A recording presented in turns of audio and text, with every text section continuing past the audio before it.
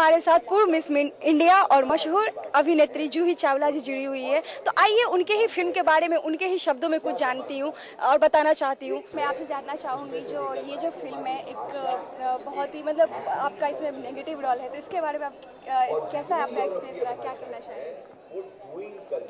अलग एक्सपीरियंस रहा स्क्रिप्ट से लेकर अभी तक। ये मतलब जो मैं करती आई हूँ 20-25 सालों में, बिल्कुल उससे अलग था। शुरुआत में तो मुझे जब इन्होंने सुनाया तो मुझे लगा ये डायरेक्टर का दिमाग ख़राब हो गया है और प्रोड्यूसर को क्या हो गया, ये ऐसी स्क्रिप्ट मेरे पास लाए क्यों है, मैं ऐसा नेगेटिव रोल क्यों करूँगी। मगर जब उन्होंने स्क्रिप्ट सुनाई उसमें बड़ा मज़ा बहुत था, एक पंच था, डायलॉग्स अच्छे और सीन्स इंटरेस्टिंग। तो मुझे स्क्रिप्ट के लेवल पे बड़ी कमाल की लगी थी, मगर रोल से मैं डरी गई थी कि ये क्या है, ये आप लोग मेरे पास लाए क्या है।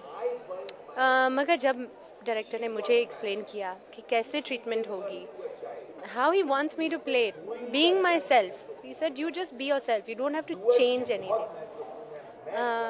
फिर सोचने के बाद 1 महीने के बाद स्क्रिप्ट में हम लोगों ने एक्चुअली एक टाइम पे तो मैंने उनसे कहा, देखे आपने जब ये स्क्रिप्ट लिखी होगी ना तो आपने मेरा ध्यान नहीं किया होगा, अब आप जाइए, अब आप इसको मेरी तरह से लिख के आइए कि ये जूही करेगी। तो वो एक्चुअली 3-4 हफ्ते के लिए चले गए, उन्होंने फिर से लिखे, थोड़े बहुत सीन्स को बदल दिया, फिर आए, उसमें एक मिठास थी, मगर फिल्म की तो बैंड ही बज गई। मैंने बोला अब फिल्म का तो मज़ा ही नहीं रहा।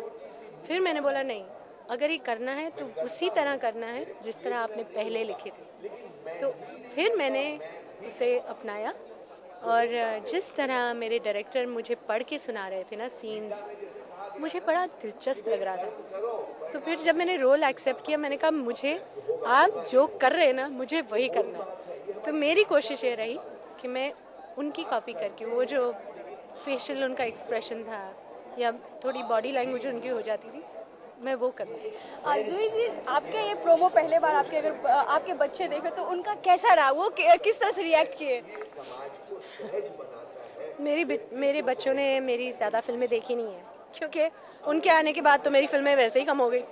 तो एक्चुअली जब ट्रेलर रिलीज़ हुआ तो अगले दिन ही मैंने देखा, मुझे तो काफ़ी कमाल लगा। मैंने अपनी बेटी को बुलाया, मैंने बोला इधर आ, मैं कुछ दिखाती हूँ। क्या मामा व्हाट, ऐसा आई, उसने देखा दैट्स यू, या ओके, क्योंकि वो लोग हिंदी फिल्में ज़्यादा देखते नहीं, तो उनका तो रिएक्शन ऐसा ही था, कुछ ठंडा सा। बट आई एम ग्लैड कि ऑडियंस का रिएक्शन ऐसा नहीं था। ऑडियंस ने, आप भी अपने आप में एक हस्ती है और माधुरी दीक्षित भी, और दोनों एक साथ पहली बार मतलब दिखाई देने वाली है, तो उनके साथ आपके काम करने का एक्सपीरियंस कैसा रहा? बहुत ही अच्छा रहा उनको जान। वो इस इंडस्ट्री में अगेन आई थिंक हम दोनों की शुरुआत ही 1 साल हुई थी, और तब से आज तक अगर वो इधर इतनी सक्सेसफुल रही हैं तो उनके अंदर कोई एक अच्छाई है, कोई अच्छी क्वालिटीज़ हैं, बहुत सॉलिड क्वालिटीज़ हैं, और उन्हीं क्वालिटीज़ को मैं इस बार जान सकी। You know, this is the first time we actually talked beyond hello how are you. हमने काम के बारे में बातें की या फैमिलीज़ के बारे में बातें की, so I got to know her better and it's been a pleasure. जैसे कि फिल्म में एक आप पॉलिटिशियन का रोल अदा कर रही हैं, क्या रियल लाइफ में अगर आपको मौका मिले तो करना चाहेंगी? मतलब पॉलिटिशियन सच्ची में बनना चाहूँगी? नहीं, क्योंकि मुझे तो ये गेम समझ ही नहीं आएगी, तो लोग तो मुझे पता नहीं उड़ा ही देंगे। नहीं, मैं पॉलिटिक्स आई थिंक मैं कभी ज्वाइन नहीं करूँगी।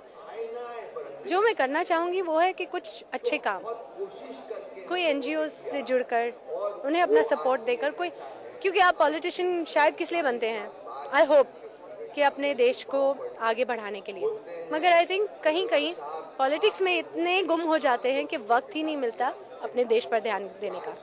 तो अगर देश के लिए कुछ करना है, अपने लोगों के लिए करना है, अपने दिल से करना है, प्यार से करना है, तो मैं किसी एनजीओ से जुड़ जाऊंगी और उनको अपना सपोर्ट दे दूंगी। जैसे कि इस फिल्म में बुंदेलखंड के बारे में बताया गया है और मतलब औरत को किस तरह से जागरूक होना है इसके बारे में बताया गया है, तो हमारे देश में इतने महिलाओं के साथ बहुत कुछ हो रहा है, तो क्या आपको सेव दी गर्ल चाइल्ड के लिए, अगर ब्रांड इतने सारे सोशल नेटवर्क से आप लोग जुड़े हैं, क्या सेव दी गर्ल चाइल्ड जैसे एक सोशल काम के लिए अगर आपको इन्वाइट किया जाए इसके ब्रांड एम्बेसडर बनने के लिए, तो आप क्या कैसे रिएक्ट?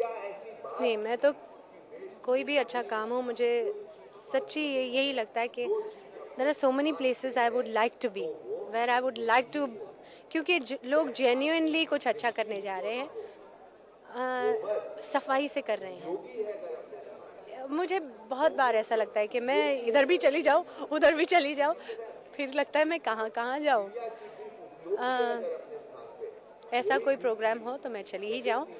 मैं भी अपने क्षेत्र में मैं भी कुछ NGO से ऑलरेडी जुड़ी हुई हूँ और मैं उनके लिए काम करती हूँ, डोनेशंस भी देती हूँ, कंट्रीब्यूशन भी करती हूँ।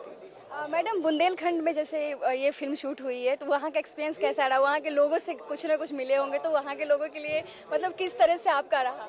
नहीं, मेरी सारी शूटिंग तो मुंबई में हुई है, तो मैं तो मुंबई से बाहर ही नहीं गई। और एक और बात कहूँ कि गुलाब गैंग नाम और थोड़ी बहुत इंस्पिरेशन के वो गैंग गुलाबी साड़ियाँ पहनता है, और माधुरी का character is like a rustic, वो धरती से जुड़ी हुई औरत, जो कि औरतों को पावर दे रही है अपने ही अंदाज में, यानी not in an educated way but in a very rustic way. इतना ही रियल गुलाब गैंग से इंस्पिरेशन है। बाकी जो फिल्म में होता है वो टोटली ड्रामेटाइज, टोटली मतलब ये एक फिल्मी स्क्रिप्ट है, ये एक it's only inspired from the gulab gang. जो इसमें घटनाएं हैं वो सच्चे गुलाब गैंग की कहानी नहीं है। आप ऑडियंस को क्या कहना चाहेंगे इस फिल्म को देखकर? मैं आप सबसे ये कहना चाहूँगी कि एक ऐसी स्क्रिप्ट जिसमें इतना दम हो, इतना मसाला हो, इतना धमाका हो, ऐसी स्क्रिप्ट में पता नहीं माधुरी और मुझे with 2 strong characters and 2 opposite characters कब मिलेगी फिर। तो ये मेरा मानना है कि कल हो ना हो ऐसी फिल्म, आज तो है, तो आप ये फिल्म ज़रूर देखें। तो ये थी हमारे साथ जुड़ी हुई जूही चावला, जो कि एक बहुत ही मशहूर अभिनेत्री है। कैमरा पर्सन अनिश शर्मा के साथ सुगंधा झा, 24 प्राइम न्यूज़, मुंबई।